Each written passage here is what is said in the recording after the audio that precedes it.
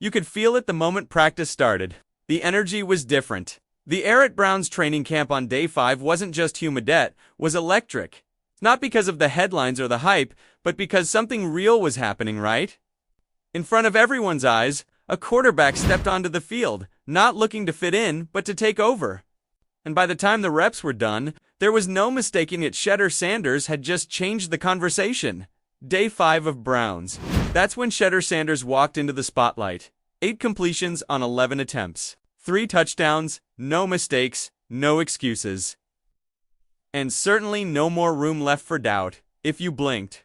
Pickett's predictable drills. Shedeur was out there slicing up the red zone like he had a blueprint of the end zone in his back pocket. First, a perfectly placed pass to rookie Luke Floria. Then a frozen rope to Cade McDonald across the middle.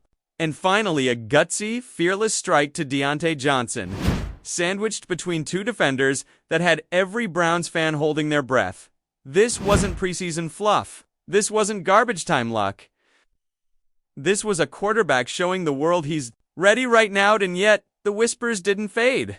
They got louder because while Shedeur put on a clinic, the Browns coaching staff still wouldn't give him a single rep with the first team. ESPN's camp tracker confirmed it. Pickett and Gabriel kept rotating in with the starters. Shedeur, still running with the twos. And with the first preseason game just days away? Seriously, let's be real, this wasn't beginner's luck. This wasn't a random hot streak. This was a quarterback dissecting a defense with calm poise and the kind of precision you usually only see from seasoned pros.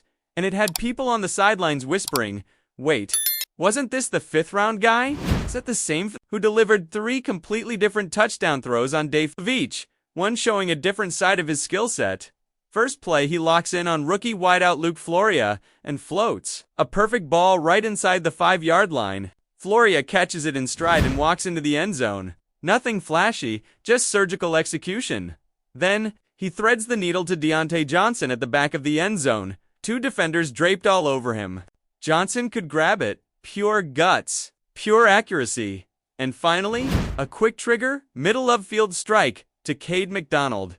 Fast read, fast release, touchdown. That's 3 touchdowns. 8 completions on 11 attempts, over 70% accuracy. And all of it without a single snap with the starters. Now compare that to the so-called frontrunners in this quarterback race. Pickett threw 2 touchdowns, but also nearly got Cade McDonald flattened on a dangerous late throw. Dillon Gabriel had 1 touchdown, but most of his highlights were checkdowns and scramble drills. And Joe Flacco, he moved the chains burly but couldn't even get his unit into the end zone. But Shedeur, he got there again and again and again, and still, his name wasn't on top of the practice report. He wasn't getting high fives from Stefanski. He wasn't the one surrounded by reporters after practice. Why? 'Cause Shedeur isn't just battling defenders, just be on track to do exactly that. But if you think the Browns were finally ready to reward that performance, think again. How does a quarterback go 8 for 11, throw 3 touchdowns and still not get a single first-team rep? That's the mystery hovering over Cleveland like a storm cloud.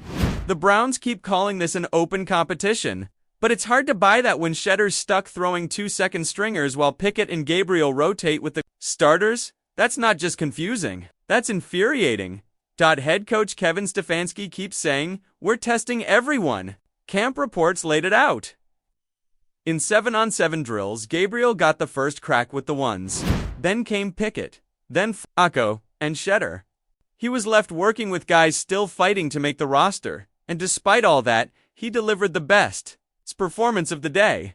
Now here's where things get even more bizarre. Stefanski recently told the media, we'd like to make a decision sooner than later about QB1. Translation: the clock is ticking and Shedeur isn't being given a fair shot to prove he can run the show. And maybe, just maybe, it's not about his play. There's been quiet talk for months. Or was this a front office move, something pushed through by ownership? We all know Jimmy Haslam wanted Shedeur, but GM Andrew Berry? One thing's for sure, performances, like day 5 don't lie. Shedeur Sanders is earning his stripes the hard way. And if you think the practice reps are the only weird thing going on at Browns camp, wait until you hear what happened with the so-called equipment guy controversy. Have you ever heard of a top-tier quarterback prospect one with national awards, record-breaking stats, and NFL bloodlines relegated to throwing footballs to equipment staff in the middle of training camp? Because that's exactly what Sanders was doing just days before one of the most commanding performances we've seen out of Browns camp. And if that doesn't raise a red flag, maybe you're not watching this league close enough. Maybe you're not seeing what's really going on behind the scenes.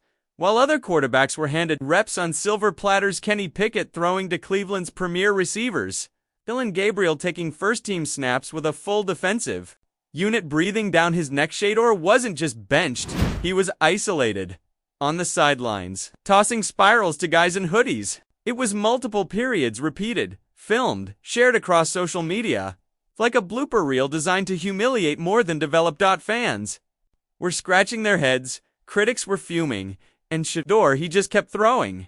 Now let's be clear, this isn't about babying a young player. This isn't about entitlement. This is about respect. And what we saw on that field wasn't just a missed opportunity, was an orchestrated dismissal. But here's where it gets interesting. Shedeur didn't lash out. He didn't panic. He didn't even flinch. He looked straight into the camera and said, "You got to understand, we came all the way from HBCU to Power 5, and now we're here." That's not just maturity, that's from Jackson State to Colorado, from the FCS to the Power 5, and now from college stardom to NFL skepticism.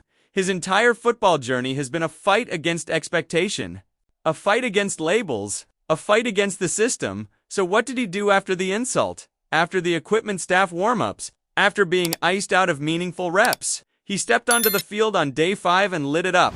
3 touchdowns, 8-4, 11, clean, composed, clinical, against actual defenders, under real pressure. And not one single excuse offered. He made Luke Floria look like a breakout star. He hit Deontay Johnson like they'd been in sync for years. And his strike across the middle to Cade McDonald looked less like a rookie rep and more like a veteran improvisation straight out of the dirt. No spotlight. No hype machine, just ball. But that leads to a bigger question. If Shedeur Sanders is outplaying the field, why was he ever in that position to begin with?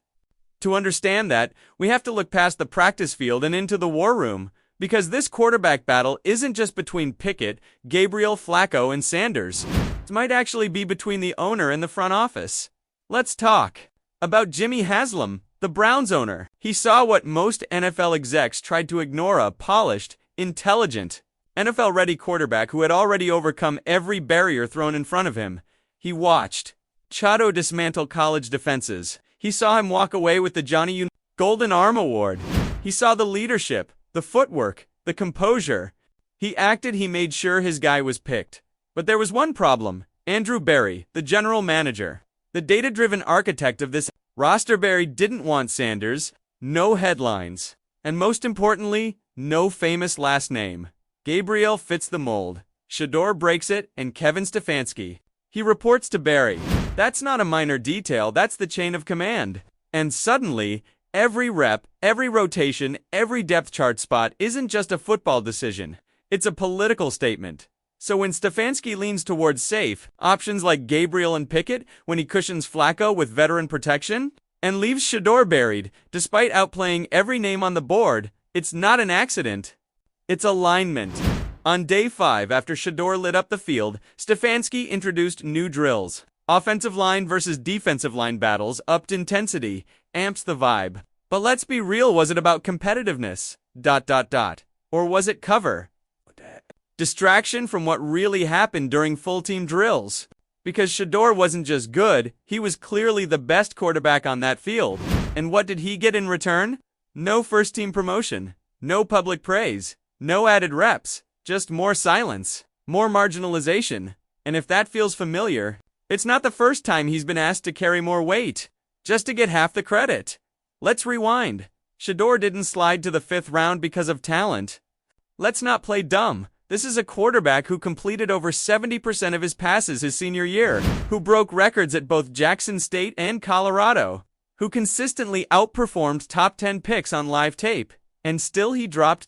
Why? Because his father is Deion Sanders, because Deion talks loud, walks proud, and doesn't play by the NFL's unspoken good old boy rules, and the league It punished his son for that. The whispers started early. He's too confident.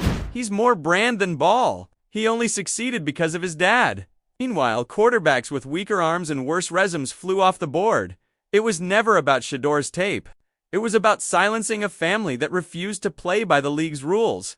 And now that he's here, the disrespect hasn't stopped. From being treated like a camp body, to being denied real reps, to being ignored after dropping 3 touchdowns. He never has. He's not begging for attention. He's not throwing shade. He's just working, quietly, constantly. Every throw, every read, every rep he's resetting the narrative. And fans, they're starting to catch on. After his Day 5 performance, Browns fans made their voices heard, not just on Twitter, not just in comment sections, but directly under the Browns' official posts. QB1 is right there and y'all still playing? Politics? Start the kid. He's him. Stop pretending this is still a fair fight. They're not wrong, because while Shedeur was throwing ropes across the middle, Joe Flacco was dinking his way through red zone drills. Dylan Gabriel was escaping broken pockets with no plan. Kenny Pickett, still hesitant, still checking it down. And yet, the only guy lighting up the defense with confidence and precision was the one being ignored. At some point, it stops being coaching and starts being sabotaged. And now, with the preseason opener looming, the Browns front office has a decision to make. Do they keep playing politics? Or do they finally acknowledge what the fans already see? That the best quarterback on the field might be the one they never wanted. So if outplaying the veterans, outperforming the prospects, and commanding the locker room isn't enough to move up the depth chart, what is? Because if talent doesn't rise in Cleveland, maybe it's not a football team we're watching. Maybe it's a power struggle in pads. And Shedeur Sanders, he's not just battling for a roster spot, he's battling to rewrite the narrative again. Thanks for watching. If you found this breakdown eye-opening, don't forget to like, subscribe, and hit that notification bell. I'll be back soon with more deep dives and real talk about what's actually going on in the league. See you in the next video.